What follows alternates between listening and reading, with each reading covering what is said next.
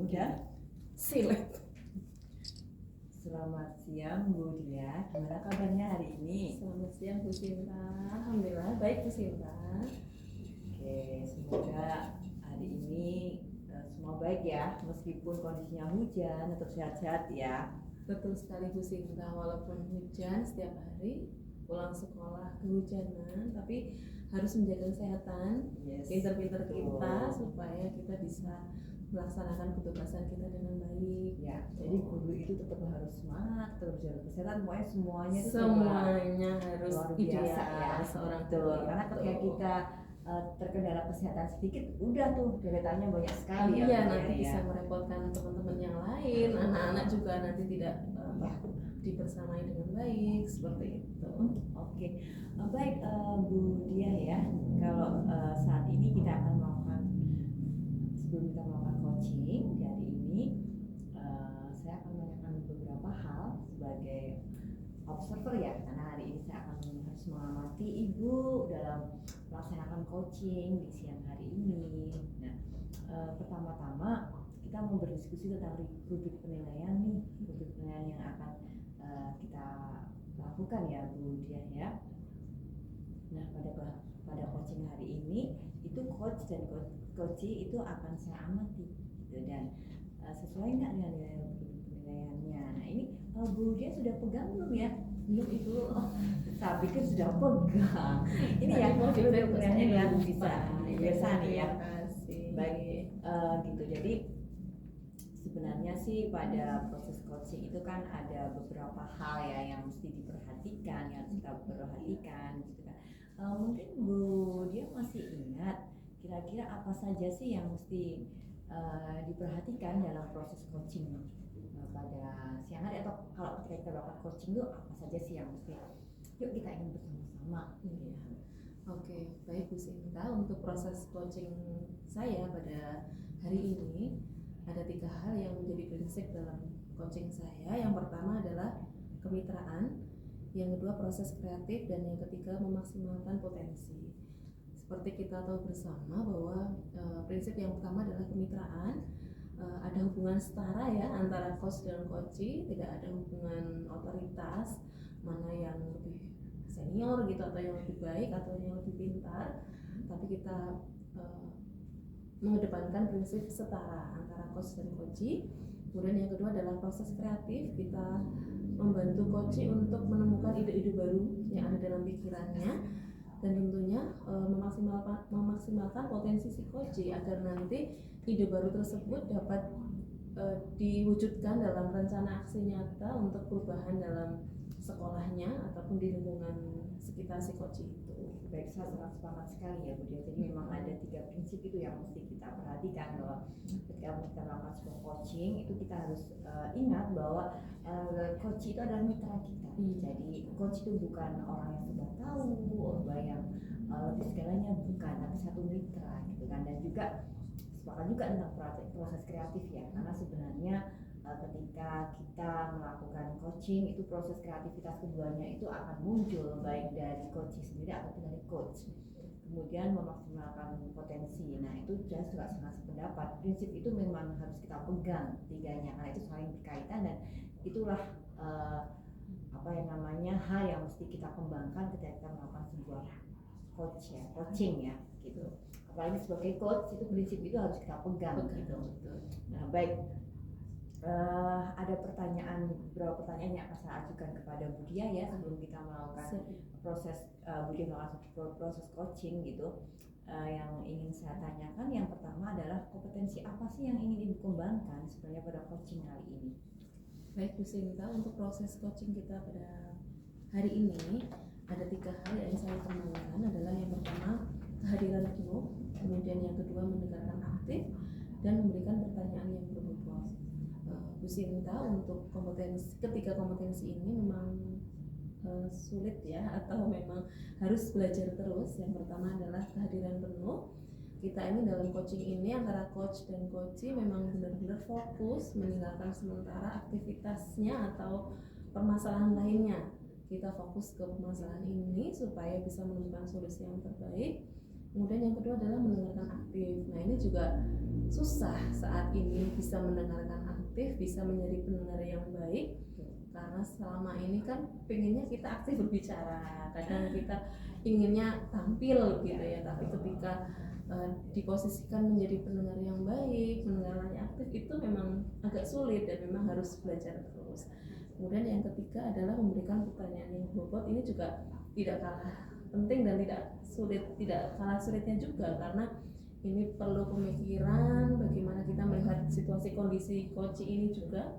Kita memberikan pertanyaan pemantik yang bisa si coach ini akhirnya nanti menelurkan ide-ide yang berbobot. Ini juga perlu kita kembangkan. Baik, sebenarnya 3 kompetensi ini kan memang yang harus kita miliki sebagai seorang coaching ya. Jadi untuk kehadiran penuh, mendengarkan aktif, dan memberikan pertanyaan yang berbobot. Nah, pertanyaan kedua saya untuk Bu Diah kali ini adalah sebenarnya kompetensi mana sih yang ingin dikembangkan pada coaching kali ini? Tentunya kan tidak tiga serta merta semuanya bisa kita lakukan ya, tapi mana yang lebih spesifik yang akan Bu Diah kembangkan untuk coaching kali ini? Baik Bu Sinta, memang secara ideal pasti dalam proses coaching itu tidak bisa semuanya dikembangkan secara maksimal atau ideal gitu ya. Yang ingin saya kembangkan adalah 2 hal. Yang pertama adalah mendengarkan aktif dan memberikan pertanyaan berbobot kepada coach, karena menurut saya 2 hal ini adalah saling keterkaitan dan keterikatan, di mana kita bisa menjadi pendengar yang baik, pendengar yang aktif buat si coach ini. Harapannya kita juga bisa komunikatif ya, bisa nyaman saling ngobrol, sehingga nanti kita bisa menimbulkan atau memunculkan pertanyaan yang berbobot kepada si coach, dan si coach ini dengan rileks, dengan nyaman, dengan santai bisa mengeluarkan mungkin permasalahannya, unek-uneknya, dan kita ajak berpikir juga supaya dia bisa menggali potensinya sendiri, solusinya sendiri. Meskipun itu juga meningkatkan kompetensi kita juga ya, sama-sama saling ya, menguntungkan ya, simbiosis mutualisme gitu. Baik, pertanyaan selanjutnya Bu, tadi kita sudah bicara, Ibu sudah menyiapkan beberapa hal tentang kompetensi, sudah saya tanyakan. Ada satu hal lagi Bu yang ingin saya tanyakan di sini. Sebenarnya indikator ketercapaian apa sih yang akan Bu Diah tetapkan ketika coaching kali ini? Jadi Ibu merasa bahwa oh ini indikator saya tercapai nih, oh ini belum. Itu jika coachingnya sudah seperti apa atau tingkatan yang seperti apa yang bisa Ibu anggap bahwa indikator saya itu tercapai? Baik Bu Sinta, pastinya dalam proses coaching kali ini adalah dianggap berhasil menurut saya sebagai coach adalah si coach ini mampu menggali solusi atau menemukan solusi jawaban dari permasalahannya sendiri dengan kita bantu dengan pertanyaan pemantik tadi Ibu. Dengan kita memantik, kita menggali potensinya, kemudian kita arahkan mungkin untuk komitmen dan tanggung jawabnya, sehingga coach ini bisa menemukan sendiri solusi dari permasalahan tersebut. Ya, tentunya dengan alur tirta ya. Dengan alur tirta yang sudah ditetapkan. Baik, bagus sekali. Jadi memang Bu Diah sudah siap ya untuk prinsip-prinsipnya, kemudian sudah menguasai alur tirtanya, kemudian sudah menetapkan indikatornya. Gitu. Pertanyaan terakhir nih, harapannya Bu Diah apa nih ketika dari observasi yang kita lakukan hari ini, apa sih harapannya gitu? Untuk harapan selanjutnya di harapan yang bisa Bu Diah harapkan gitu, harapannya diharapkan ketika melakukan coaching kali ini gitu. Baik Ibu, harapan saya ketika coaching pada kali ini adalah benar-benar melakukan alur tirta dengan baik dan menguasainya. Kita tahu bahwa alur tirta itu adalah yang pertama adalah menetapkan tujuannya, kemudian mengidentifikasi permasalahan atau situasi, kemudian rencana aksi dan komitmen tanggung jawab. Nah, saya ingin menerapkan alur itu dan menguasainya sehingga coaching nanti berhasil dan sukses mengantarkan coach ini sesuai dengan tahapan tirta menemukan permasalahan atau solusinya. Oke, sip, bagus banget ya Bu. Jadi begitu. Mungkin kira-kira demikian dulu ya observasi kita kali ini, dan kita akan lanjutkan nanti. Ibu akan melakukan coaching dan saya mohon izin saya akan mengamati proses coachingnya Bu Diah. Baik Ibu, insya Allah. Oke, Terima terima kasih. kasih.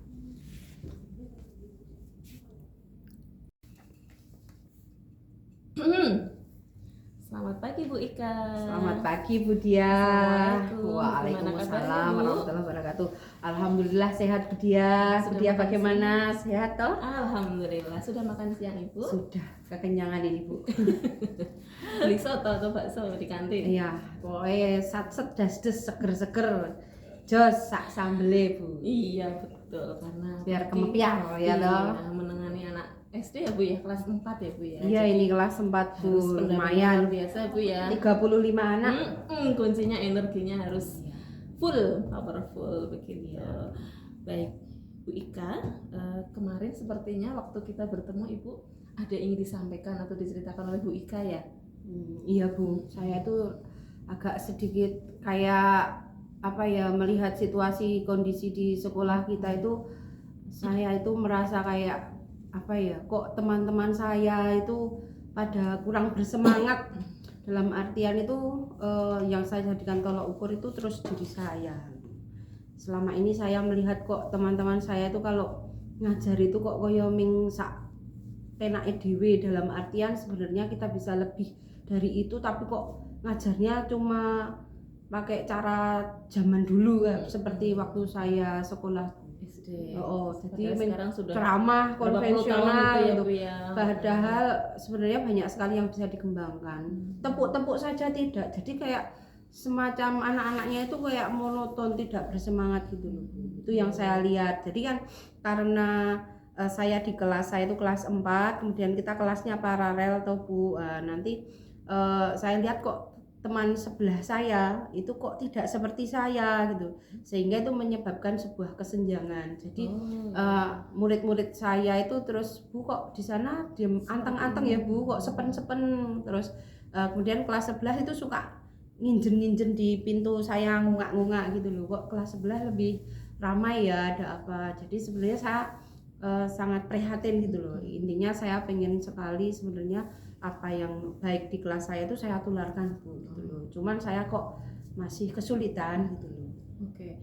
Jadi kalau bisa saya garis bawahi adalah kegalauan atau kegelisahan Bu Ika ya, melihat kesenjangan mungkin antara rekan guru satu dengan rekan guru lainnya, mengajarnya masih berbeda-beda, mungkin tidak bervariasi, menggunakan metode yang lama, begitu, kurang bisa menggali potensi anak, menggali keceriaan anak-anak, begitu ya, dalam pembelajaran. Betul Ibu seperti itu? Ya kurang lebih seperti itulah.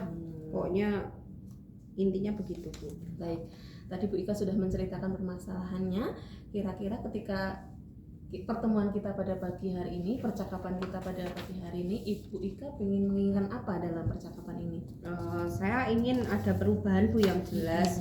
Jadi saya ingin maju bersama, ingin semua teman-teman saya itu punya inovasi dalam pembelajarannya, lebih kreatif dalam pembelajarannya. Kemudian teman-teman saya juga selalu menggunakan apa yang dimiliki di sekolah kita, karena di sekolah kita itu saya lihat kan sebenarnya apa-apa sudah tersedia Bu. Jadi misal kenapa punya proyektor tapi tidak digunakan, kenapa sarprasnya sudah ada tapi kenapa teman-teman saya itu saya rasa kok kayak kurang greget untuk menggunakan, ada apakah permasalahannya di mana? Oke, jadi Bu Ika sudah tahu tujuannya untuk coaching kali ini, pengen ada perubahan dalam diri Bu Ika dan mungkin rekan-rekan Bu Ika di sekolah ya. Betul. Kalau boleh tahu secara spesifik mungkin Bu Ika, perubahan seperti apa yang Bu Ika inginkan terhadap teman-teman dan Bu Ika sendiri di sekolah? Saya sebenarnya ingin ada, jadi perubahan di sini tidak hanya perubahan yang sifatnya pribadi ya Bu ya, jadi menyeluruh. Jadi mungkin tidak hanya di paralel kelas saya saja, tapi semuanya dari kelas 1 sampai kelas 6. Jadi mungkin saya ingin dalam satu sekolah kita itu membuat sebuah komunitas belajar, komunitas praktisi, atau yang bisa lebih kita misalnya kayak membuat semacam KKG sekolah yang kita jadwalkan secara terstruktur dan terprogram. Nanti siapa yang di situ lebih mempunyai kompeten itu kompetensi lebih itu bisa saling berbagi dengan teman yang lainnya gitu Bu. Baik, Bu Ika tadi menyampaikan misalkan menggunakan model pembelajaran yang bervariasi, metode dan media itu bisa dikatakan ideal ya Bu ya, dengan nilai 10 lah, level 10. Nah menurut Bu Ika sendiri yang terjadi di sekolah sekarang ini pada level berapa Bu untuk bisa ideal menggunakan model, metode dan media yang variatif itu? Nah, kalau sebenarnya posisi sekarang ya, karena teman-teman saya itu tidak memaksimalkan kreativitas mereka dengan sumber dan sarana yang ada, mereka masih pada level 5. Sebenarnya yang masih bisa ditingkatkan lagi kalau mau di-push lebih. Jadi di level itulah, walaupun sebenarnya masih bisa ditingkatkan ke level 8 bahkan 9 karena fasilitas semuanya sudah ada di sekolah kita ini, tinggal masalah tergeraknya saja. Kemudian ada semacam komunitasnya untuk yang saling bekerja sama untuk mewujudkan sebuah keinginan. Jadi tujuannya belum sama Bu, belum sinkron, belum sevisi gitu ya, belum sevisi begitu. Baik, jadi menurut Bu Ika sekarang ini di sekolah masih dalam level 5 ya, untuk hal variasi model, metode, media begitu. Nah, yang Ibu Ika inginkan ketika terjadi perubahan itu naik ke level berapa Ibu dari 5 itu? Bisa dikatakan berubah, bisa dikatakan lebih baik. Kalau ke level 9 pun sebenarnya mampu, bisa Bu. Kalau semuanya memang harus ada keinginan untuk berubah untuk menjadi level 9 ya. Tapi kalau terpaksanya ke level 8 pun ya semuanya kan berproses ya. Untuk menuju 9 harus melalui angka 8. Awalnya kita ke level 8 dulu untuk target sekitar 4 atau 5 bulan ke depan, untuk 1 tahun ke depan harus ke 9. Karena saya melihat potensi yang ada pada diri teman-teman saya dan juga sarana prasarana yang ada. Baik. Jadi Bu Ika menginginkan perubahan di level bisa lah sampai 9 gitu ya, walaupun bertahap ya, gitu betul. Selama 1 semester ke depan gitu. Nah, kira-kira dari Bu Ika sendiri usaha apa Ibu yang Ibu ingin terapkan kepada mereka di sekolah? Yang jelas yang pertama akan saya lakukan adalah ketika saya memiliki inovasi untuk melakukan perubahan di sekolah saya ini, saya pertama kali akan berkomunikasi dengan kepala sekolah. Saya akan berkeluh kesah dengan kepala sekolah, menceritakan permasalahan apa yang sudah terjadi di sekolah saya selama itu adalah baik dan untuk kemajuan sekolah. Meskipun dalam tahap ini adalah tahap terberat saya untuk menyampaikan sebuah program disampaikan, program baru yang disampaikan kepada kepala sekolah dan membangun sebuah komitmen untuk melakukan perubahan. Kemudian setelah saya nanti berkonsultasi dengan kepala sekolah, saya akan membuat sebuah rencana untuk ke depan, untuk melaksanakan sebuah kegiatan di mana saya akan berbagi kepada teman-teman yang lainnya. Mungkin bisa untuk narasumbernya nanti bisa siapa yang mempunyai kompetensi atau bisa kita menghadirkan dari luar Bu, supaya nanti benar-benar sesuai apa yang misalnya nih kita akan belajar mengenai media pembelajaran, seperti kita misalnya menggunakan aplikasi pembelajaran karena memang ada keterbatasan kemampuan untuk menggunakan IT di sekolah kita, padahal sebenarnya sarana prasarananya ada. Maka kita harus merekrut orang dari luar atau narasumber dari luar yang berkompeten sehingga kita bisa memaksimalkan begitu. Baik, jadi Bu Ika usaha yang pertama adalah konsultasi dulu dengan konsultasi kepala kemudian sekolah. Bisa dengan tadi KKG di di sekolah, kemudian bisa melakukan mentoring juga bisa pelatihan atau workshop begitu untuk teman-teman di sekolah. Nah, menurut Bu Ika sendiri ketika nanti sudah konsultasi dengan kepala sekolah, kemudian di ACC atau disetujui untuk melakukan ada mentoring, pelatihan, workshop. Nah, dari ketiga itu yang mau dilaksanakan dulu apa Ibu? Setelah tadi sudah dapat lampu hijau lah ya dari kepala sekolah mau mengadakan peningkatan dalam IT. Kalau saya yang harus dilakukan pertama kali adalah membuat sebuah kesepakatan, membentuk sebuah komitmen dengan teman-teman yang lainnya dulu. Jadi menyamakan visi dulu. apa tujuan yang akan kita capai, apa fungsi dari kegiatan yang kita lakukan. Kemudian setelah kita nanti menyamakan visi, baru kita harus bersifat demokratis juga dengan teman-teman untuk pengaturan jadwal, untuk melakukan membuat programnya. Karena nanti kita juga harus demokratis meminta pendapat dari teman-teman, apa atau kompetensi dari teman-teman yang ingin ditingkatkan. Jadi tidak serta-merta dari pengamatan saya saja, tapi benar-benar harus dari teman-teman saya maunya apa, inginnya apa yang ditingkatkan, sehingga nanti semuanya bisa diaplikasikan pada pembelajaran masing-masing. Betul sekali Bu Ika, dengan komitmen kan mereka jadi sadar ya, oh saya perlunya ini yang harus ditingkatkan. Jadi memang menyadarkan dulu ke teman-teman apa yang perlu ditingkatkan, sehingga mereka tidak terpaksa begitu ya, kadang-kadang kan terpaksa kalau mau pelatihan ini gitu. Menurut Bu Ika sendiri, kira-kira bisa terlaksana atau terrealisasi program ini kapan Ibu? Kalau dalam 1 minggu sekali itu kita ada kegiatan 1 jam saja untuk berkumpul, kemudian menyamakan visi dalam 1 bulan, itu berarti intinya begini, 1 jam lebih bermakna daripada berhari-hari ya, tapi fokus gitu ya. Untuk realisasinya mungkin targetnya dari target sederhana, rumit, kemudian sampai target yang sulit gitu ya. Jadi dari hal yang sederhana dahulu untuk kisaran 2-3 bulan, kemudian untuk selanjutnya 3 bulan lagi. Jadi dalam kurun 1 tahun itu kita bagi menjadi 4 jenjang ya, 4 trimester begitu ya. Nanti semakin ditingkatkan.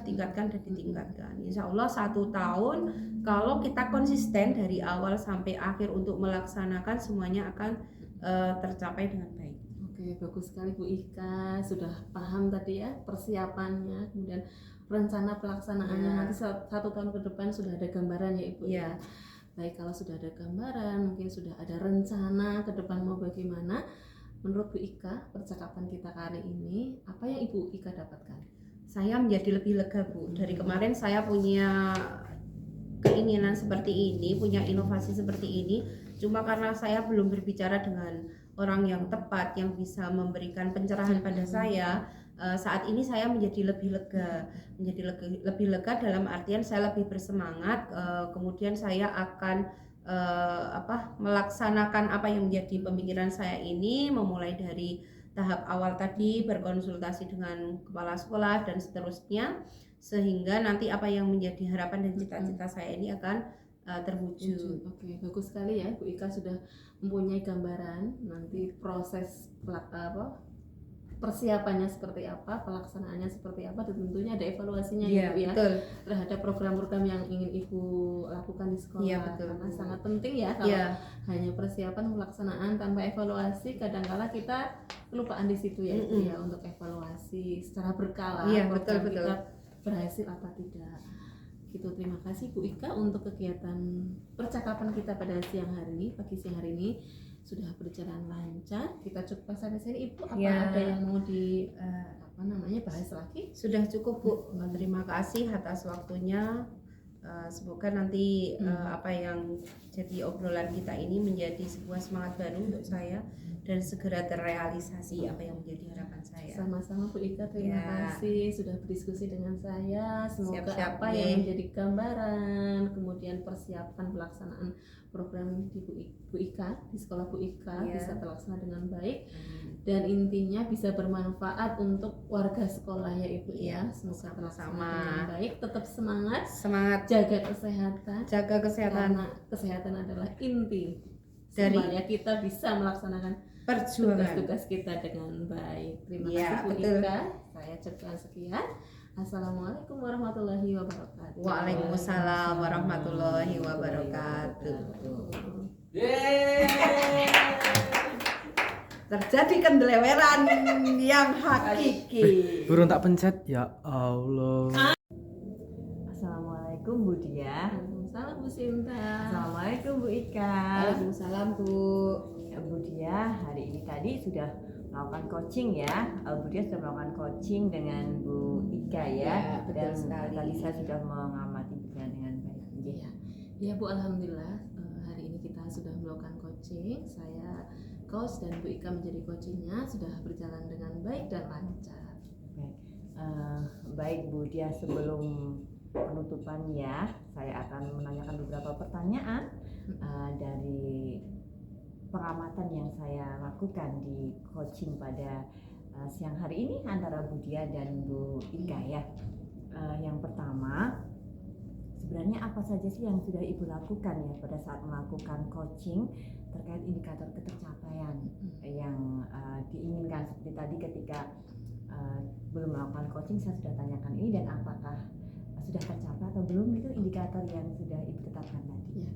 Baik, pada hari ini saya sudah melakukan coaching dengan Bu Ika tadi terkait dengan kompetensi pembelajaran menggunakan aplikasi pembelajaran yang lebih modern lagi, tidak konvensional, karena sesuai dengan perkembangan zaman, sesuai kodrat zaman juga ya, kita harus lebih variasi lagi dalam pembelajaran. Tadi sudah melakukan coaching dengan Bu Ika dan sudah sesuai dengan tahapan alur tirta. Tadi Bu Ika juga sudah mengetahui adalah tujuan coaching itu. Bu Ika sudah tahu apa yang menjadi tujuannya. Kemudian Bu Ika juga sudah mengidentifikasi situasi yang ada, bagaimana guru-guru yang ada di sekolah, kemudian sarana prasarananya Bu Ika juga sudah tahu. Kemudian yang ketiga adalah rencana aksinya. Setelah tadi kita ngobrol-ngobrol, kita coaching, Bu Ika juga sudah menemukan rencana aksi, ide-ide baru yang akan dilaksanakan di sekolahnya nanti. Kemudian Bu Ika juga sudah ada komitmen Ibu tanggung jawab ke depannya untuk bisa melaksanakan ide baru yang dia tadi temukan menjadi rencana aksi nyata di sekolahnya, dan beliau berkomitmen untuk bisa melaksanakannya dengan baik sehingga nanti ada perubahan yang luar biasa yang terjadi di sekolahnya gitu. Oke, baik Bu Dia dan Bu Ika ya, pada siang hari ini menurut saya memang proses coachingnya itu bisa dilakukan dengan sangat baik antara Bu Dia dengan Bu Ika ya, dan saya sudah melihat dan mengamati sendiri bagaimana proses alur tirta itu memang betul-betul dikuasai oleh coachnya gitu. Jadi juga tadi Bu Dia sudah berusaha menggali tentang potensi-potensi yang ada di dalam dirinya Bu Ika, sehingga juga bisa memberikan pertanyaan-pertanyaan pemantik, pertanyaan-pertanyaan yang berbobot juga, sehingga saya lihat tadi Bu Ika juga sangat nyaman sekali ya ketika menyampaikan persoalannya kepada Bu Dia ya, dan juga saya lihat tadi juga sangat nyaman sekali, terjadi juga ada, saya lihat kemitraan di antara Bu Dia dan juga Bu Ika. Jadi tidak merasa bahwa Bu Dia itu orang lebih senior begitu ya, dan Bu Ika merasa harus banyak bertanya, tidak. Tapi tadi saya mengamati memang coaching kali ini memang sudah luar biasa gitu, alur ceritanya tercapai, tujuannya bisa menetapkan tujuan sampai dengan identitas, menyerahkan aksi nyatanya juga. Kemudian juga tadi Bu Ika sudah berkomitmen ya apa yang akan dilakukan gitu berdasarkan tadi persoalan-persoalan tentang pemanfaatan media yang perlu divariatifkan di sekolah ini ya begitu.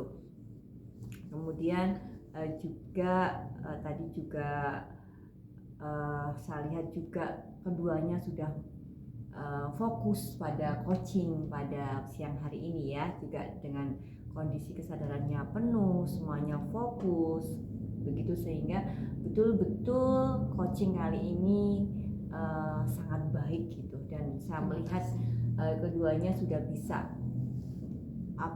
match lah, nyambung begitu, tidak ada yang merasa terbebani, dan justru saya lihat semuanya jadi plong gitu. Baik Bu Ika sudah bisa menyampaikan persoalannya, dan juga Bu Dia juga bisa menggali segala hal, dan juga bisa memberikan pertanyaan-pertanyaan sehingga Bu Ika sendiri bisa menemukan nih solusi untuk persoalannya gitu. Nah, kemudian juga sebenarnya setelah coaching kali ini ya, dengan bicara dengan baik ini tadi, kompetensi apa lagi yang kira-kira akan Bu Dia kembangkan untuk melaksanakan coachingnya lagi gitu, setelah tadi sudah melaksanakan coaching hari ini dengan Bu Ika? Ya. Baik Bu Sinta, setelah saya melakukan coaching pada pagi hari ini, saya menemukan dan menyadari bahwa memang dengan alur Tirta ini, coaching dengan alur Tirta sangat ideal ya Ibu ya. Tadi ada prinsip kemitraan, jadi ada hubungan setara antara coach dan coachee sehingga menimbulkan kenyamanan ya, tidak ada senioritas atau otoritas pada diri satu pihak, sehingga saya merasa tadi sangat nyaman, kemudian komunikatif, kemudian juga ada prinsip menggali potensi, proses kreatif yang saya rasa itu adalah hal yang sangat baik, sangat ideal ketika kita melakukan proses coaching. Nah, harapan saya ke depannya lebih ingin menguasai lagi Ibu tahapan-tahapan itu, ingin saya lakukan dengan lebih detail lagi, mungkin lebih mendalam lagi. Dan harapan saya tidak hanya ke satu orang ya, ke Bu Ika saja, mungkin bisa diimbaskan kepada guru-guru yang lain yang ada di sekolah saya atau pihak-pihak lain yang ingin melakukan coaching dengan saya. Jadi saya ingin, harapan saya, alur Tirta ini bisa dimanfaatkan Ibu oleh semua pihak gitu ya, tidak hanya dalam sekolah saya saja, tapi mungkin yang lain pun, ini yang menonton via media sosial, jadi ingin tertarik dan ingin mencoba melakukan coaching dengan alur Tirta ini. Kalau boleh saya garis bawahi juga, jadi artinya bahwa alur Tirta ini tidak, ketika melaksanakan coaching, alur Tirta itu tidak lagi menjadi satu beban, tapi alur Tirta sudah menjiwai gitu kan, sudah mengalir gitu ya, seperti makna Tirta itu sendiri ya, dia mengalir begitu saja, dan akhirnya coaching ini bisa jadi satu kebiasaan baik, positif, gitu, kebiasaan positif dan kultur sekolah juga, sehingga segala persoalan itu bisa diselesaikan dengan baik juga, begitu ya. Jadi mungkin harapan saya sih ke depannya semoga bisa melakukan coaching selanjutnya dan lebih baik lagi dan lebih baik lagi. Jadi tentunya tidak hanya puas di titik ini ya Bu Diah ya, meskipun ini sudah baik, tentunya nanti kita akan selalu berusaha untuk lebih baik dan lebih baik lagi. Jadi mungkin demikian dulu observasi yang saya lakukan hari ini. Sekali lagi terima kasih Bu Diah yang luar biasa, dan terima kasih kepada Bu Ika yang masukan yang baik untuk kami. hebat, Terima luar biasa kasih. gitu. Dan kita tutup. Assalamualaikum warahmatullahi wabarakatuh. Waalaikumsalam warahmatullahi wabarakatuh.